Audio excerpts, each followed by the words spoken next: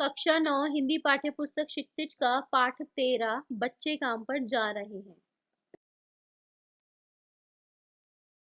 Hello बच्चों, आज हम क्षितिज का पाठ 13 करेंगे जो कि लास्ट है लेसन हमारा इस बुक का।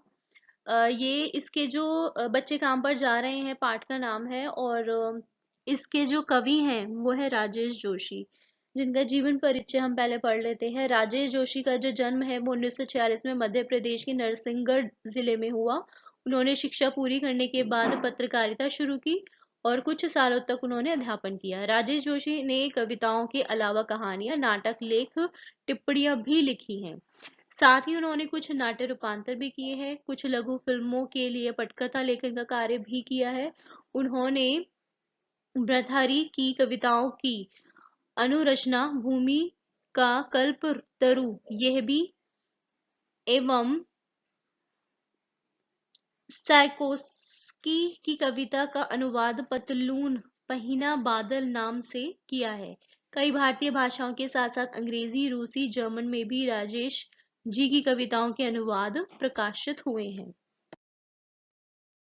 राजेश जोशी के प्रमुख काव्य संग्रह है एक दिन बोलेंगे पेड़, मिट्टी का चेहरा, नेपथ्य में हंसी और दो पंक्तियों के बीच। उन्हें माखनलाल चतुर्वेदी पुरस्कार, मध्य प्रदेश शासन का शिखर सम्मान और साहित्य अकादमी पुरस्कार से सम्मानित भी किया गया है। राजेश जोशी की जो कविताएं हैं वो गहरे सामाजिक अभिप्राय वाली होती हैं। वो जीवन के संकट में भी गहरी आस्था को उभारती हैं। उनकी कविताओं में स्थानीय बोली बानी, मिजाज और मौसम सभी कुछ व्याप्त है। उनके काव्यलोक में आत्मीयता, क्रियात्मकता है तथा मनुष्यता को बचाए रखने का एक निरंतर संघर्ष भी है। दुनिया के नष्ट होने का खतरा राजेश जोशी को जितना प्रबल दिखाई देता है उतना ही वो जीवन की संभावनाओं की खोज के लिए बेचैन दिखाई देते हैं। ओके, तो इसमें नीचे लिखा है कि प्रस्तुत कविता में बच्चों से बचपन छीन लिए जाने की पीड़ा व्यक्त हुई है। कवि ने उस सामाजिक आर्थिक विडंबना की ओर इशारा किया है जिसमें कुछ बच्चे खेल, शिक्षा, जीवन की उमंग से वंचित हैं। सो बच्चों, हम ये जो कविता है उसको शुरू करते हैं। तो इसका जो पहला पैरा है वो है, कोहरे से ढकी सड़क पर बच्चे काम पर जा रहे हैं, सुबह सुबह बच्चे काम पर जा रहे हैं। हमारे समय की सबसे भयानक पंक्ति है यह। भयानक है इसे विवरण की तरह लिखा जाना चाहिए इसे सवाल की तरह। काम पर क्यों जा रहे हैं बच्चे?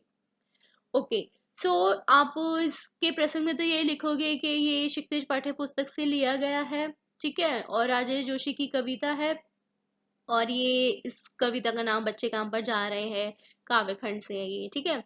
तो इसका जो भावार्थ है हम वो देखते हैं कि जो प्रस्तुत पंक्तियां हैं, ठीक है, इसमें जो कवि राजेश जोशी हैं उनके द्वारा रचित कविता है बच्चे काम पर जा रहे हैं, ठीक है।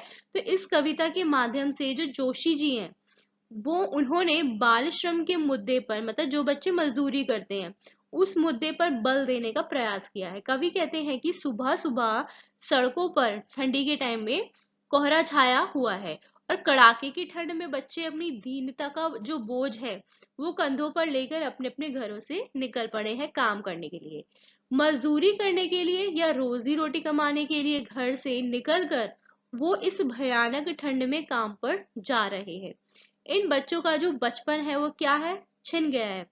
खेलने कूदने और पढ़ने लिखने के टाइम में के समय में बच्चे काम करने को मजबूर हैं। ये हमारे समय की सबसे भयानक स्थिति है। जिस उम्र में बच्चों को स्कूल जाना चाहिए उस उम्र में वो अपने घर की आर्थिक स्थिति सुधारने के लिए अपना बचपन कुर्बान कर रहे हैं, क्योंकि खाने पीने के लिए उनके पास पैसे नहीं होते तो वो कहाँ स्कूल जाएंगे, कहाँ अपनी जो जरूरतें हैं उनको पूरा करेंगे, है ना। तो जो एक बेसिक नीड होती है खाना खाना, है ना, अपना पेट भरना, तो उसके लिए वो काम पर जा रहे हैं।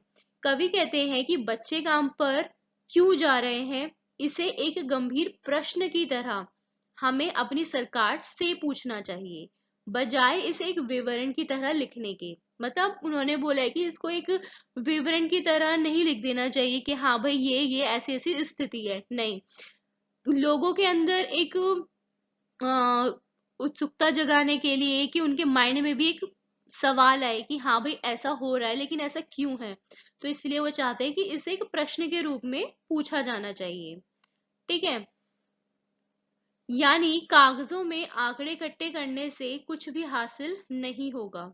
हमें उनसे ये बात पूछनी चाहिए कि ऐसी क्या स्थितियां हैं, ऐसी क्या सिचुएशंस बन गई हैं कि बच्चे, जो छोटे छोटे बच्चे हैं, उनको पढ़ने लिखने खेलने कूदने की उम्र में काम पर जाना पड़ रहा है। क्यों उनका जो मासूम बचपन है काम की भट्टी में झोंका जा रहा है। आगे है इसका सेकंड पैराग्राफ। क्या अंतरिक्ष में गिर गई है सारी गेंदें? क्या दीमकों ने खा लिया है सारी रंग बिरंगी किताबों को? क्या काले पहाड़ के नीचे दब गए हैं सारे खिलौने? तो यहाँ पर इसका भावार्थ ये है कि कवि बच्चों की दुर्दशा पर बहुत ही ज्यादा दुखी है। बच्चों को लेकर उनके मन में कई सारे प्रश्न उठने लग गए हैं। वो बच्चों के काम करने पर आपत्ति जताते हुए सवाल पूछते हैं कि, मतलब वो सवाल, मतलब जो उनके मन माइंड में सवाल आ रहे हैं ना, वो एकदम से उभर रहे हैं। वो कहते हैं कि क्या बच्चों के खेलने की जितनी भी किताबें हैं, जितनी भी सारी गेंदें हैं, क्या वो अंतरिक्ष में गिर गई हैं? या फिर उनकी जो रंग बिरंगी कार्टून वाली सारी की सारी कहानियों की जो किताबें हैं, क्या उसको दीमकों ने खा लिया है?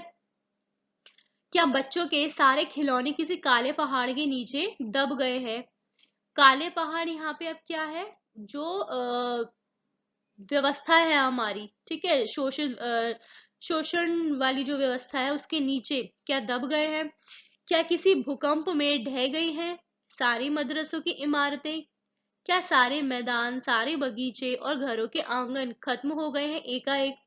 आगे वो कह रहे हैं कि या फिर सारे स्कूलों के जो भवन है, जो इमारतें हैं, वो किसी भूकंप की वजह से गिर गए हैं। यानी सारे स्कूल खत्म हो गए हैं क्या, जो बच्चे वहां न जाकर के मजदूरी कर रहे हैं? कवि आगे कहते हैं कि वो सभी खेल के मैदान जहां बच्चे दिन भर खूब खेलते हैं, वो सारे बाग बगीचे जिनमें बच्चे दौड़ दौड़ कर तितलियां पकड़ते हैं, घूमते फिरते हैं, और घरों के वो आंगन जहां बच्चे दिन भर मस्ती करते हैं, वो सब कहाँ गए हैं? क्या वो सब खत्म हो गए हैं जिस कारण बच्चों को काम पर जाना पड़ रहा है? तीसरा और आखिरी इसका जो पैराग्राफ है वो है, तो फिर बचा ही क्या है इस दुनिया में, कितना भयानक होता अगर ऐसा होता। भयानक है, लेकिन इससे भी ज्यादा ये कि सारी चीजें हस बमूल हैं। कवि कहते हैं कि अगर बच्चों के खेलने कूदने पढ़ने लिखने की सारी चीजें अगर सचमुच में नष्ट हो गई हैं, तो फिर इस दुनिया में बचा ही क्या है। ये बहुत ही ज्यादा भयानक है। लेकिन ऐसा कुछ भी नहीं हुआ है, सब पहले जैसा ही अपनी जगह पर है, मतलब बिल्कुल वैसा ही यथावत है। पर दुनिया की हजारों सड़कों से गुजरते हुए बच्चे, बहुत छोटे बच्चे काम पर जा रहे हैं। लेकिन उससे भी ज्यादा भयानक तो ये है कि सब पहले जैसा होने के बावजूद भी बच्चों को काम पर जाना पड़ रहा है। यानी उन बच्चों को जिन्हें इन चीजों की जरूरत है, लेकिन उनको मिल नहीं पा रही है सारी चीजें, क्योंकि वो इन्हें पाने के आर्थिक सामर्थ्य से वंचित है, क्योंकि उनके पास पैसे नहीं है। यही कारण है कि सब कुछ होने के बावजूद हजारों सड़कों पर बहुत छोटे छोटे बच्चे काम पर जा रहे हैं। वो काम पर ना भी जाना चाहे, लेकिन फिर भी उनकी विवशता उन्हें जबरदस्ती ले जा रही, मतलब वो मजबूर है जाने के लिए और काम करने के लिए। तो यही एक समस्या है बाल मजदूरी की, जिसे देख करके और कवि के मन में कई सारे प्रश्न हैं और वो चिंता में डूबे हुए हैं। Do like, share and subscribe and keep watching. Thank you.